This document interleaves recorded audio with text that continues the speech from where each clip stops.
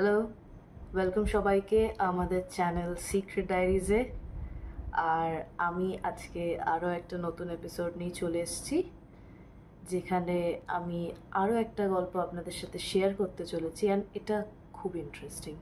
এই গল্পটা কলকাতার বিখ্যাত হলুদ ট্যাক্সিকে জুড়ে। Yes, yellow taxi. ইয়েলো ট্যাক্সিতে উঠে এক ভদ্রলোকের যা অভিজ্ঞতা হয়েছে সেটাই আমি আপনাদের সাথে শেয়ার করব। মানে এটা শোনার পরে আপনাদের মনে হবে যে এরপর থেকে যেন আমরা প্রত্যেকেই ট্যাক্সিতে ওঠার আগে সব কিছু চেক করে ঠিক মতন উঠি। তা না হলে বিপদ তো আর বলে আসে না, বলা যায় না কখন কি হয়। তো চলুন গল্প শুরু করি। আমাকে এই হলুদ ট্যাক্সি নিয়ে ঘটনাটা লিখে পাঠিয়েছেন সঞ্জীববাবু। তো সঞ্জীববাবু বলছেন যে উনি এখনও যখন এই ঘটনাটা মনে করেন তখনও নাকি ওনার কেমন একটা অস্বস্তি বোধ হয়, ভয় লাগে মনে একটা।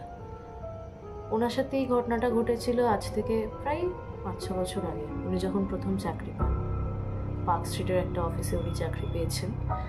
তো তারপরে সেদিন অনেকটা রাত করেই অফিস ছুটি হলো, প্রায় তখন রাত 11টা।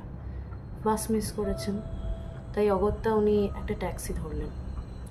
উনি ধর্মতলা থেকে একটা হলুদ ট্যাক্সিতে উঠলেন। চালকের বয়স ধরুন এই মাঝবয়সী, কাঠখোট্টা মুখের চেহারা, খুব শুকনো মুখটা, বেশি কথা বলে না। তো সঞ্জীববাবু ওঠার আগে চালককে জিজ্ঞাসা করলো যে টালিগঞ্জ যাবে। তো সে মাথা নাড়ল, তাই সঞ্জীববাবু উঠে পড়লো ট্যাক্সিতে। কিছু দূর যাওয়ার পরে ভালোই যাচ্ছে, সেরকম কোনো অসুবিধা হয়নি, কোনো নয়। কিন্তু কিছু দূর যাওয়ার পরে হঠাৎ করে একটা পুরনো পচা বিশ্রী গন্ধ সঞ্জীববাবুর নাকে আসে। ভীষণ পচা গন্ধ, এতটাই পচা যে সে থাকতে পারছে না।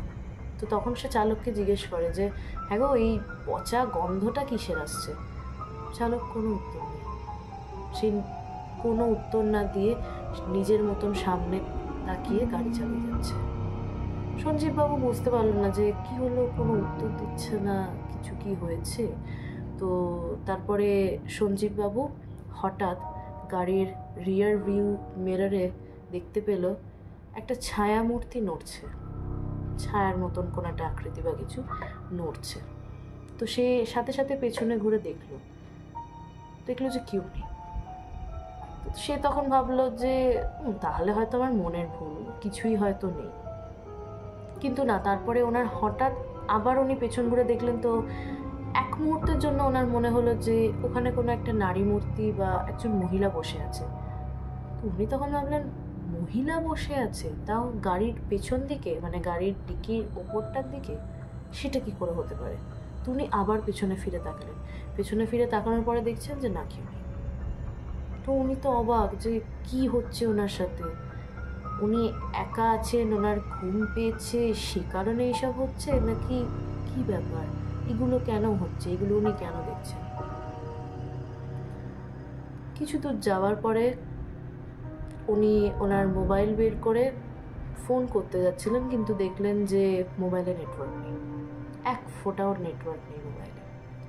তারপরে দেখলেন যে গাড়িটা ভুল দিকে ঢুকে যাচ্ছে, বেলেঘাটা দিয়ে টার্ন নিয়ে নিয়েছে, ভুল দিকে ঢুকে যাচ্ছে। কিন্তু ওনার বাড়ি তো টালিগঞ্জ, বেলেঘাটা দিয়ে কেন ঢুকবে গাড়ি? উনি তখন চালককে জিজ্ঞাসা করছেন যে তুমি তো ভুল দিকে গাড়ি নিচ্ছ, আমি তো টলিগঞ্জ যাব, বেলেঘাটা দিয়ে কেন ঘোরাচ্ছ? তুমি গাড়ি থামাও, আমি নামতে চাই। কিন্তু চালক গাড়ি থামায় না, সে সোজা গাড়ি নিয়ে চলে যাচ্ছে। তারপরে সঞ্জীববাবু আবারও বললেন যে তুমি গাড়ি থামাও, আমি নামতে চাই। তো তখন চালক মুখ ঘুরিয়ে পেছন দিকে সঞ্জীববাবুর দিকে তাকান। আর সঞ্জীববাবু সেটা দেখে ভয় আতঙ্কে আড়ষ্ট হয়ে যান। কারণ উনি দেখেন যে ওনার যে গাড়ির চালক ছিলেন, ড্রাইভার ছিলেন, তার চোখ বলতে কিছু নেই। তার চোখ মানে দুটো শুধু কালো গর্ত, তাতে কিচ্ছু নেই।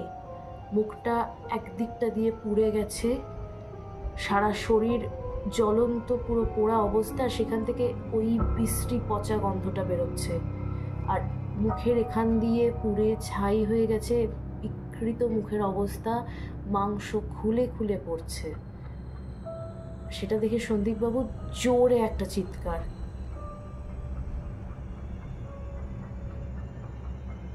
কিন্তু তারপরে চালকের মুখে তখন শুধু একটা অদ্ভুত রকমের হাসি।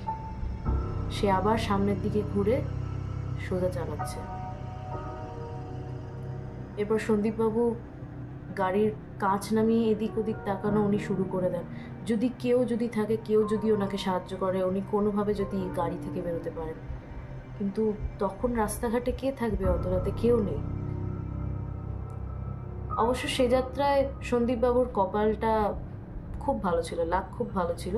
আর কিছুটা এগোতেই একটা পুলিশের গাড়ি দেখতে পায়, পুলিশের পেট্রোলিং ভ্যান। তো পুলিশ তখন সেই ট্যাক্সিটাকে থামায়। কিন্তু কি অদ্ভুত ব্যাপার জানেন, ট্যাক্সিটাকে থামানোর পরে ট্যাক্সিতে দেখে না চালক আছে না কেউ, শুধু সঞ্জীববাবু একাই বসে আছে পেছন দিকে। কেউ নেই ওই ট্যাক্সি সিটে, ড্রাইভার সিটে কেউ নেই। তখন পুলিশ সঞ্জীববাবুকে গাড়ি থেকে বের করে নামিয়ে ওনাকে জিজ্ঞেস করছে যে আপনি কি জানেন যে এই গাড়িটা বহু বছর আগে হরিদেবপুরে একটা অ্যাক্সিডেন্টে মারা যায়? গাড়িতে ড্রাইভার সহ আরও 3 জন ছিল, তারাও মারা যায়। আর তখন থেকে এই ট্যাক্সিটা নাকি গোটা কলকাতা জুড়ে ঘুরে বেড়াচ্ছে। প্রতিটা রাতে নাকি এই ট্যাক্সিটাকে দেখতে পাওয়া যায়। এটা শুনে সঞ্জীববাবু তো হকচকিয়ে গেছেন, ওনার চোখ কপালে উঠে গেছে। উনি বলছেন যে না, আমি তো জানি না। বলছে আপনি এই গাড়ির নাম্বার প্লেটটা দেখেননি? সঞ্জীববাবু বলছে যে না, তখন বাস মিস করেছি, এত রাত হয়ে গেছে, আমি তাই যেই ট্যাক্সি পেয়েছি আমি তাতেই উঠে গেছি, আর আমাকে চালক বললো যে সে টলিগঞ্জ যাবে। তো তখন পুলিশ বলছে যে চালক কোথায়? তো ড্রাইভার সিট ফাঁকা, আপনি নিজে দেখুন ড্রাইভার সিট ফাঁকা। তো সঞ্জীববাবু তখন ড্রাইভার সিটের দিকে এরকমভাবে উঁকি মেরে দেখছেন যে সত্যি তো ড্রাইভার সিট তো ফাঁকা। তো কে চালাচ্ছিল ট্যাক্সি এতক্ষণ ধরে? যদি ড্রাইভারই না থাকে তাহলে ট্যাক্সি কে চালাচ্ছিল? কিন্তু সঞ্জীববাবুর তো স্পষ্ট মনে আছে যে ওনার সাথে একজন ট্যাক্সি ড্রাইভার ছিলেন, আর তার সাথে একজন নারী মূর্তিকে উনি দেখেছিলেন ট্যাক্সিতে। তো এখন তারা কোথায়? সঞ্জীববাবুর তখন মাথা কাজ করছে না। তখন পুলিশ বলে যে আপনাকে আমরা বাড়ি ছেড়ে দিচ্ছি, কিন্তু এই নাম্বার প্লেটটা আপনি দেখে রাখবেন। যখনই রাত্রিরে বাড়ি ফিরবেন, যদি দেখেন যে এই নাম্বার প্লেটের কোনো ট্যাক্সি আসছে, তাতে কিন্তু উঠবেন না।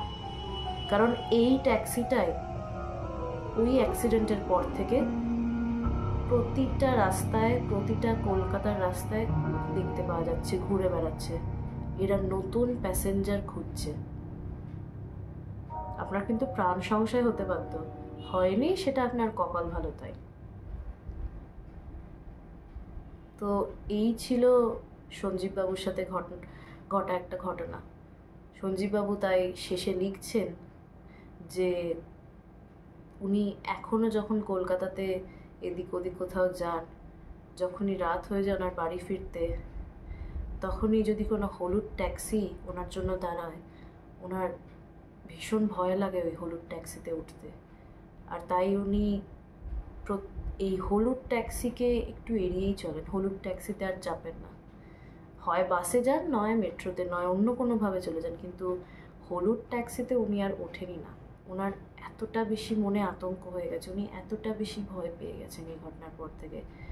তাই উনি আমাদের জন্য একটা সতর্কবার্তা লিখে গেছেন যে এরপর থেকেই যখনই আপনারা কেউ ধর্মতলা থেকে ট্যাক্সিতে উঠবেন বা ট্যাক্সি নেবেন, দয়া করে ট্যাক্সিতে ওঠার আগে এটা লক্ষ্য করে নেবেন যে ট্যাক্সি সিটের চালক সে আদতে মানুষ তো নাকি অন্য কেউ, সেটা দেখে যেন ট্যাক্সিতে ওঠা হয়, নাহলে এরকম বিপদ যখন তখন ঘটতে পারে।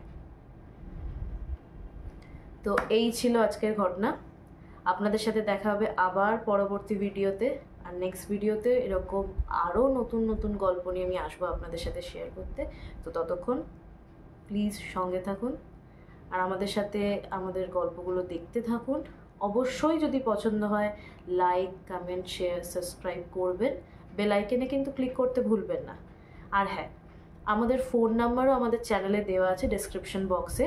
যদি আপনারা কেউ চান যে আমাদেরকে কোনো ঘটনা লিখে পাঠাবেন বা ভয়েস রেকর্ডিং করে পাঠাবেন বা কল রেকর্ডিংয়ে আমাদের সাথে আসতে চান, তাহলেও আপনারা সেই নাম্বারে হোয়াটসঅ্যাপ করে, আর আমার জিমেল অ্যাকাউন্টও দেওয়া আছে, সেই জিমেলে মেল করে ঘটনা লিখে পাঠাতে পারেন, বা হোয়াটসঅ্যাপে আমার নাম্বার দেওয়া আছে, হোয়াটসঅ্যাপে গিয়ে আপনারা আমাকে টেক্সট করে ভয়েস SMS পাঠাতে পারেন। আর নইলে আমার সাথে সেই নাম্বারের থ্রু দিয়ে কন্ট্যাক্ট করে আমার সাথে অন কল রেকর্ডিংয়েও আমাদের শ্রোতাদের আপনার গল্প শোনাতে পারেন। তো থ্যাংক ইউ সো মাচ, আজকে এই অবধি, শুভরাত্রি।